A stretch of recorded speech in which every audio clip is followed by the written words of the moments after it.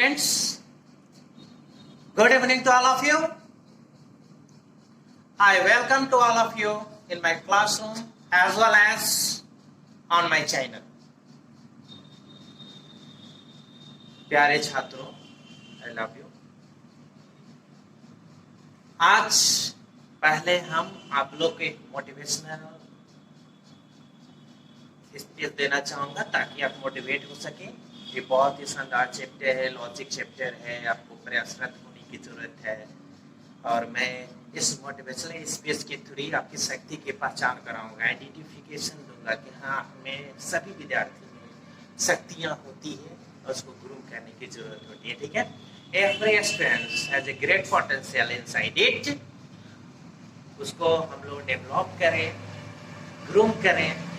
तो ग्रूम और डेवलप कैसे करेंगे, हाउ टू डेवलप? तो उसके लिए आपको सबसे पहले तो आपको मेहनत करना होगा, उसमें जिज्ञासा पैदा करना होगा, उसके बाद उसमें मोटिवेटेड होना पड़ेगा, नया नया चीज जानने की कोशिश करना होगा, उसमें एप्लीकेशन करना होगा, नया नया चीज को प्रयोग करना होगा।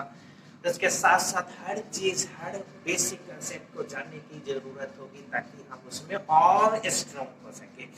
इसके लिए सबसे पहले आप ध्यान रखें कि हर विद्यार्थी अगर अगर आप मैथमेटिक्स को ज्यादा लाइक करते हो तो डेफिनेटली मैथमेटिक्स आपको ज्यादा आएगा, क्योंकि उसमें आपका डिवोशन, उसमें वर्किंग, उसमें लैबरिंग सब अधिक रहता है, क्योंकि आप उसको ज्यादा चाहते हो मतलब क्या, ज्यादा किस चीज को चाह जाता है जिससे आप ज्यादा प्रेम करते हो।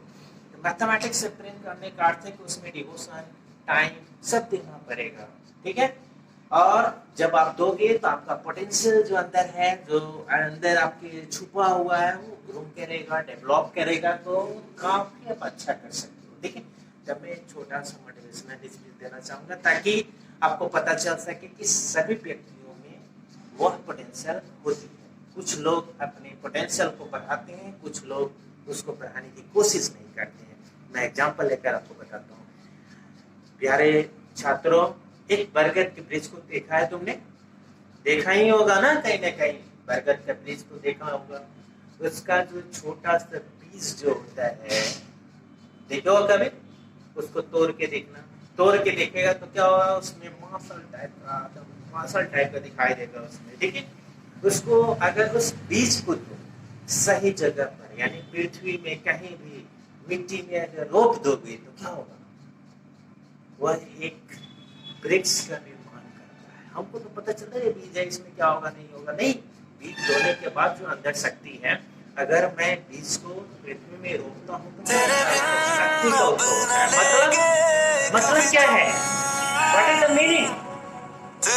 मीनिंग यह है कि अगर सही जगह पर रोपा जाए, सही प्रयास किया जाए, तो हमारी पोटेंशियल बढ़ेगी ना कि घटेगी।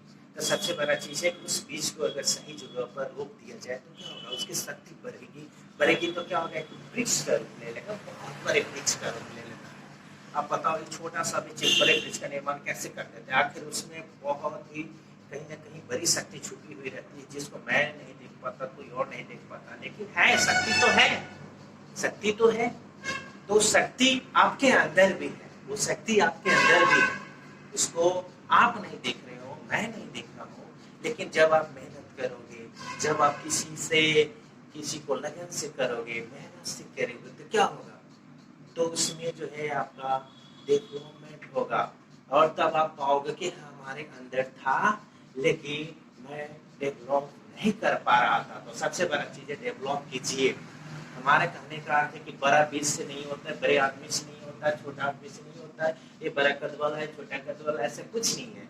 क्योंकि सभी के पास ग्रेट पोटेंशियल है, सभी लोग उतना ही शक्ति वाले हैं, सभी लोग के पास उतना ही एनर्जी है, लेकिन हाँ, उस एनर्जी को बढ़ाने के लिए हम लोग को प्रयास करना चाहिए। ठीक है प्यारे छात्रों मेरे, ठीक है, तो आप लोग मोटिवेट हुए ना? चलिए, वेरी गुड। क्या रोहित, क्या हाल चाल है? ठीक है ना, मोटिवेट हुआ ना? Thank you.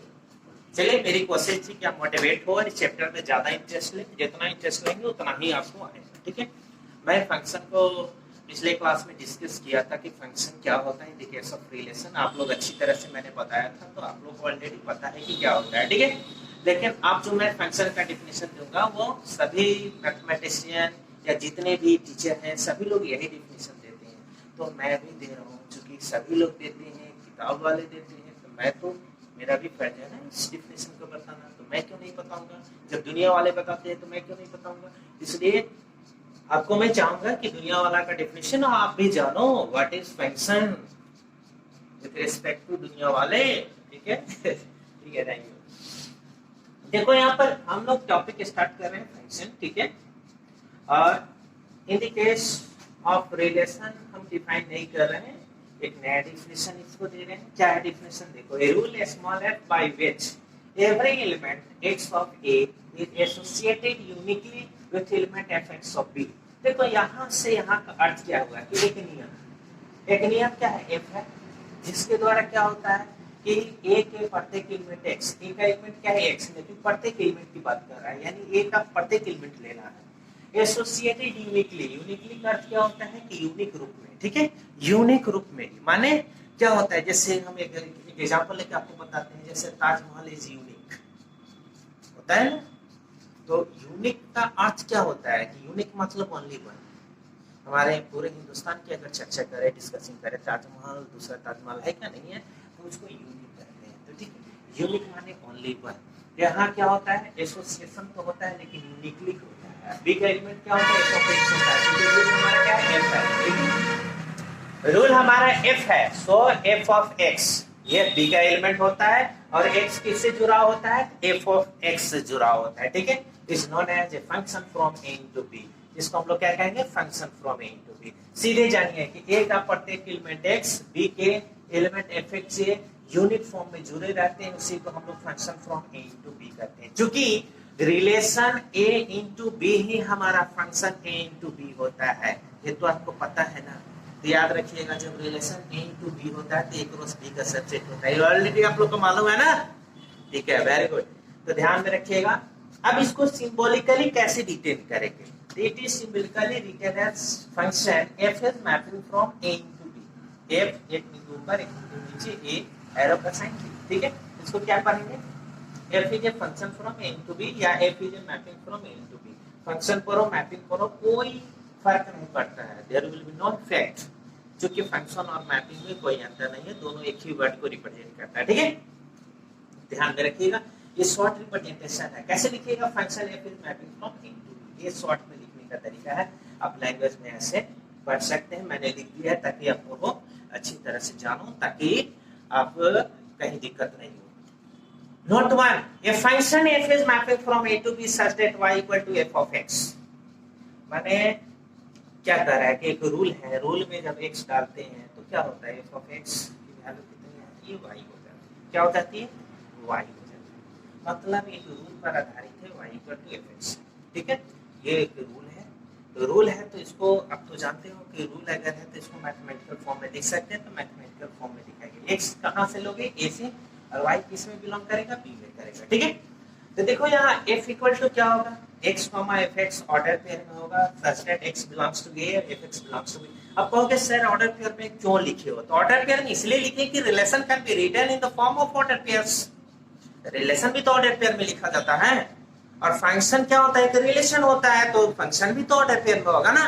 समझ में आ रहा है कि नहीं आ रहा है। तो फंक्शन जब ऑर्डर पेयर में होगा तो क्या होगा, ये रिलेशन a टू b होता था तो क्या होता था, a क्रॉस b का, यानी पहला एलिमेंट a से दूसरा एलिमेंट b से। तो यहाँ भी पहला एलिमेंट x a से लिया गया x, अब b से क्या लिया गया, fx लिया गया। ठीक है, it can be written in the form of order pairs, कोई दिक्कत नहीं है, एज एलिमेंट, ठीक है। x बिलोंग्स टू a, दोनों साइड इंप्लाइज का साइन i डॉल f बोला जाता है इसको। fx बिलोंग्स टू b, माने अगर x a का एलिमेंट होगा तो fx किसका होगा, b का एलिमेंट होगा, fx किसका एलिमेंट होगा, b का होगा, ठीक है। आप सबसे बड़ा सवाल है कि fx को हम लोग शुद्ध में पढ़ते हैं, f of x पढ़ते हैं, क्या पढ़ते हैं, f of x, f of x, f of x, f of x लिख दिया है मैंने, यहाँ पर लिखा है। fx को क्या पढ़ा जाता है, f of x पढ़ा जाता है, ठीक है। और इसको इमेज ऑफ x भी बोला जाता है। x का इमेज को कैसे रिप्रेजेंट करोगे, under the map f of x, क्योंकि f मेरा मैप है, f मेरा फंक्शन है, इसलिए f of x ही हमारा image of x under the map f होगा, ठीक है। x इक्वल टू क्या होगा, प्री इमेज ऑफ fx होगा, क्योंकि एफ एक्स का इमेज है, इसलिए एक्स क्या होगा, एफ का प्री इमेज होगा। बहुत इंपॉर्टेंट है, आगे जाके आपको बहुत यूज होने वाला है, इसलिए मैं चाहूंगा कि दोनों पॉइंट को हमेशा याद रखना। एफ ऑफ एक्स क्या होगा, फंक्शन ऑफ एक्स होता है, यानी इमेज ऑफ एक्स होता है, और एक्स क्या होता है, X equal to pre image of F X होता है, pre image of F X होता है। अब मैं संधार टॉपिक, बाप रे, इसका नाम सुनते ही प्रत्येक विद्यार्थी रोने लगते हैं, गाने लगते हैं, और डिफरेंट तरह से वॉइस ब्रेस पटकने लगते हैं, टक टक टक टक टक, इस तरह से। प्यारे दोस्तों, ऐसे करने की जरूरत नहीं, क्योंकि मैं जो है इसको इतना इजी बना दूंगा कि आपको काफी समझ में आएगा, आप टेंशन मत लीजिएगा, that is very easy topic, ठीक है। तो आप ध्यान में रखो, डोमेन, रेंज एंड कोडोमेन, इसकी चर्चा मैंने रिलेशन में की थी, अब मैं फंक्शन में कर रहा हूँ डोमेन का। फंक्शन क्या है, it is mapping from A to B है such that y equal to क्या है, f ऑफ x है, ठीक है। तो डोमेन क्या होता है, इसे देखो, domain of function f is denoted by df और डोम f, ठीक है, इस तरह से रिप्रेजेंटेशन जानने के बाद डोमेन एफ क्या होता है, डोमेन एफ एक सेट है होगा, no not a number, domain F is a set, domain F set होता है, क्या होता है, x belongs to a such that fx belongs to b, a का प्रत्येक एलिमेंट का सेट ही हमारा क्या होगा, डोमेन होगा। तो जब a का प्रत्येक एलिमेंट का सेट लोगे, मतलब क्या होगा कि a ही होगा, a होगा मतलब एरो के पहले वाला डोमेन कहलाता है, हमेशा याद रखिएगा, एरो के पहले वाला क्या होगा, डोमेन होगा, एरो के पहले वाला हमेशा डोमेन होता है, तो डोमेन क्या हो गया, ए हो गया, ठीक है। और यहाँ से डिफिनेशन हो गया, तो क्या हो गया, x belongs to a such that fx किससे बिलोंग करना चाहिए, b से करना चाहिए, ठीक है। चलिए आप आगे बढ़ते हैं। रेंज, रेंज का अर्थ क्या होता है, it is the set of images of elements of domain f बराबर है, माने डोमेन f का जो एलिमेंट होगा उसका इमेज, प्रत्येक एलिमेंट का इमेज निकालेंगे और उसको एक सेट में डाल देंगे, उस सेट को क्या कहेंगे, उस सेट को हम लोग क्या कहेंगे, रेंज कहेंगे, क्या कहेंगे, क्या कहेंगे छात्र बोलो, उस सेट को हम लोग क्या कहेंगे, रेंज कहेंगे। तो RF इक्वल टू, इमेज को कैसे रिप्रेजेंट करते हो, f ऑफ x है, fx belongs to b such that या where x belongs to a, यही ना हुआ, fx के सेट को क्या कहा, RF कहा, fx किससे बिलोंग करेगा, b से, और x किससे बिलोंग करेगा, a से, बराबर क्या होगा, f कैपिटल A, ये हमारा रेंज होता है, ठीक है। तो ध्यान में रखिएगा, कोडोमेन क्या होता है, कोडोमेन क्या होता है, कोडोमेन अगर मेरा फंक्शन a इंटू बी है तो एरो के बाद वाला हमेशा कोडोमेन होता है, एरो के बाद वाला क्या होगा हमेशा, अगर मैपिंग देगा तो, अगर मेरा मैपिंग देता है a इंटू बी, तो ध्यान में रखने की जरूरत है क्या, कि हमेशा a इंटू बी रहेगा, तो एरो के बाद वाला कोडोमेन, एरो के पहले वाला क्या होगा, डोमेन, हमेशा ही माइंड में रहना चाहिए। रेंज क्या होगा, तो डोमेन के प्रत्येक एलिमेंट के इमेज निकालेंगे, उस इमेज के सेट को क्या कहेंगे, उस इमेज के सेट को हम लोग क्या कहेंगे, उस इमेज के सेट को हम लोग रेंज कहेंगे, क्या कहेंगे, रेंज कहेंगे, ठीक है, ठीक है। मैं कुछ समझाने की कोशिश कर रहा हूँ बोर्ड पे, ठीक है प्यारे दोस्तों। देखो यहाँ पर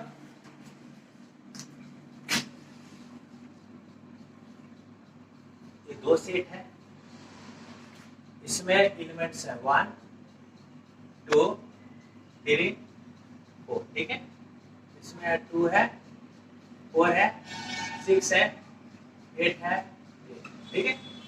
यहाँ पर कौन सा मैपिंग है, मैपिंग फ्रॉम क्या है, ए, देखो यहाँ पर ये ए सेट है और ये बी सेट है, मैपिंग क्या है तुम्हारा, ए।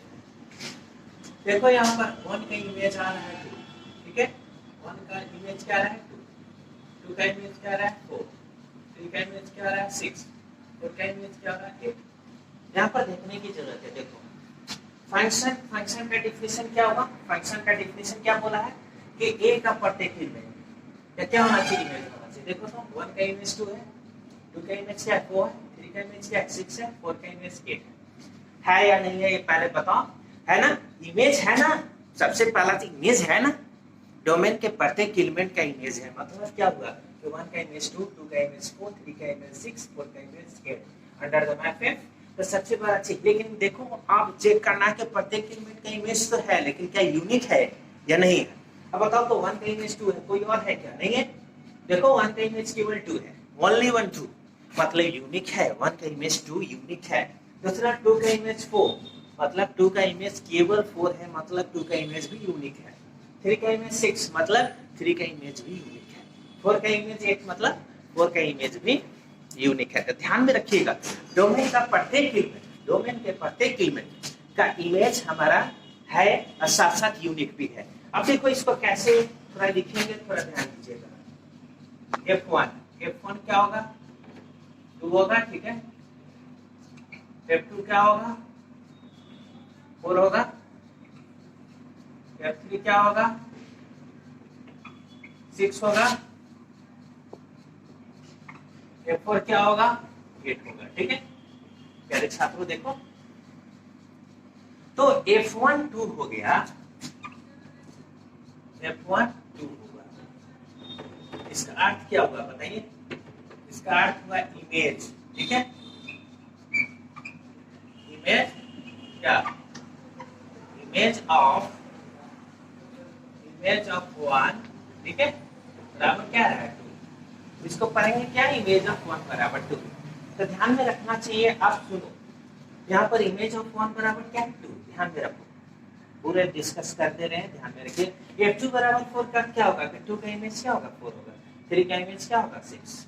अब देखो सबसे बड़ा चीज है प्री इमेज की। अगर बात करेंगे प्री इमेज तो बताओ 1 का इमेज क्या है 2, 1 का इमेज क्या है 2 आया। तो बताओ सबसे बड़ा चीज है कि F1 यानी 2 का प्री इमेज क्या होगा? 2 का प्री इमेज 1 होगा, 4 का प्री इमेज 2 होगा, 6 का प्री इमेज 3 होगा, 8 का प्री इमेज 4 होगा। इसको प्री इमेज कहते हैं। अगर 1 का इमेज 2 है तो 2 का प्री इमेज 1 होगा। अगर 2 का इमेज 4 है तो 4 का प्री इमेज 2 होगा। 3 का इमेज अगर 6 है तो 6 का प्री इमेज क्या होगा 3 होगा। अब मैं डिस्कस करना चाहूंगा यहाँ इमेज के रूप में आया है। इमेज होता क्या है? देखिए इमेज की मैं अगर चर्चा करूं तो ध्यान से रखिएगा। इमेज की अगर चर्चा करूंगा तो ध्यान से देखिएगा। देखिए ये प्लेन मिरर है ना, ये प्लेन मिरर है। अगर मैं कोई ऑब्जेक्ट रख दिया एक्स है, इसका इमेज कितना आया? तो देखो यह जो प्लेन मिरर है इसके रिस्पेक्ट में एक्स का इमेज क्या आ रहा है? एक्स का इमेज क्या आ रहा है? वाई आ रहा है। यही हमारा क्या कहलाएगा? फंक्शन कहलाएगा। ये प्लेन मिरर हमारा फंक्शन कहलाएगा, ठीक है।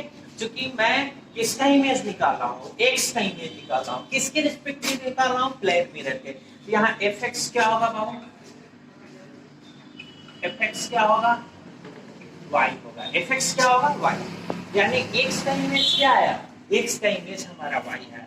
तो आप समझ सकते हो ये कुछ भी हो सकता है, प्लेन मिरर हो सकता है, कोई भी जिसमें आप इमेज निकालना चाह रहे हो, ये डेफिनेटली कुछ भी हो सकता है। तो ध्यान में रखिएगा जब हम इमेज एक दूसरे के रिस्पेक्ट में निकालेंगे तो ये जो इमेज निकालते हैं जिस रिस्पेक्ट में, वो जो है हमारा फंक्शन कहलाता है, एफ कहलाता है। और ये ऑब्जेक्ट है जिसको हम लोग डोमेन का एलिमेंट, और ये हुआ कोडोमेन का। और ठीक है एफ ऑफ एक्स बराबर क्या हुआ? वाई, यानी एक्स का इमेज कितना है? वाई। देखो दूसरा चीज मैं बोलना चाहूंगा, एक कंप्यूटर है। एक और तरह से समझो, एक कंप्यूटर है। ये आपका कंप्यूटर है। कंप्यूटर में क्या करते हो? कंप्यूटर में टाइपराइटर के थ्रू या किसी के थ्रू क्या करते हो? एंट्री करते हो। मान लें इसमें एंट्री करते हो, एक्स करते हो, तो आउटपुट निकलेगा। आउटपुट क्या निकलेगा? आउटपुट हमेशा क्या निकलेगा बताओ? एफ एक्स निकलेगा। क्या निकलेगा? F x. तो ध्यान में रखने की जरूरत है कि ये कंप्यूटर ही आपका एफ है। आपने एक्स डाला, किस में डाला? कंप्यूटर। कंप्यूटर क्या है? फंक्शन है। तो कंप्यूटर फंक्शन है, तो फंक्शन में जब डाल दिए तो क्या होगा? कुछ न कुछ तो आउटपुट निकलेगा ना। तो आउटपुट क्या देगा? एफ ऑफ एक्स देगा। जब आउटपुट एफ ऑफ एक्स देगा मतलब क्या कि एफ ऑफ एक्स क्या होगा? कुछ न कुछ तो वैल्यू देगा ना भाई। एफ ऑफ एक्स क्या होगा? वाई होगा। यानी कंप्यूटर में जब कोई चीज एंट्री के फॉर्म में डालते हैं तो याद रखिएगा तो उसका कहीं ना कहीं आउटपुट निकलता है, यानी उसका इमेज निकलता है। और इमेज क्या होगा? हमेशा किससे बिलोंग करेगा? तो कोडोमेन से बिलोंग करेगा। तो ध्यान में रखिएगा कि ये या तो प्लेन मिरर के रूप में हो सकता है या कंप्यूटर के फॉर्म में आप जान सकते हो, या यहाँ पर मैंने आपको डिस्कस भी किया कि कैसे होता है। याद रखिएगा फंक्शन को डिफाइन करने के लिए सबसे पहले क्या होना चाहिए? डोमेन के प्रत्येक एलिमेंट का यूनिक इमेज होना चाहिए। देखो 1 का 2 आया तो 2 का प्री इमेज क्या होगा? 1। 2 का 4 आया तो 4 का प्री इमेज क्या होगा? 2। 6 का 3 आया, 3 का 6 आया तो 6 का प्री इमेज क्या होगा 3, 4 का 8 आया तो 8 का प्री इमेज क्या होगा 4। ठीक है, इस तरह से हम लोग जाने इमेज क्या है, प्री इमेज क्या है। प्यारे बच्चों, क्या समझ में आया है कि फंक्शन क्या है? फंक्शन जब भी आप ध्यान में रखोगे आखिर उसका इमेज क्यों दिया गया है, ये आप समझने समझाने की मैंने कोशिश की है। तो क्या आप लोग समझ गए? तो सबसे पहले समझने की कोशिश कीजिएगा, ये जो सेट है ये डोमेन होता है। ठीक है, ये डोमेन का एलिमेंट्स है, ये कोडोमेन का एलिमेंट्स है। देखो, कोडोमेन का प्रत्येक एलिमेंट का एसोसिएशन नहीं है, लेकिन डोमेन के प्रत्येक एलिमेंट का। एक 10 छूट गया ना, तो ध्यान में रखिएगा कि जरूरी नहीं है, आपको जरूरी ये है कि डोमेन के प्रत्येक एलिमेंट का यूनिक इमेज होना चाहिए। Okay, bye.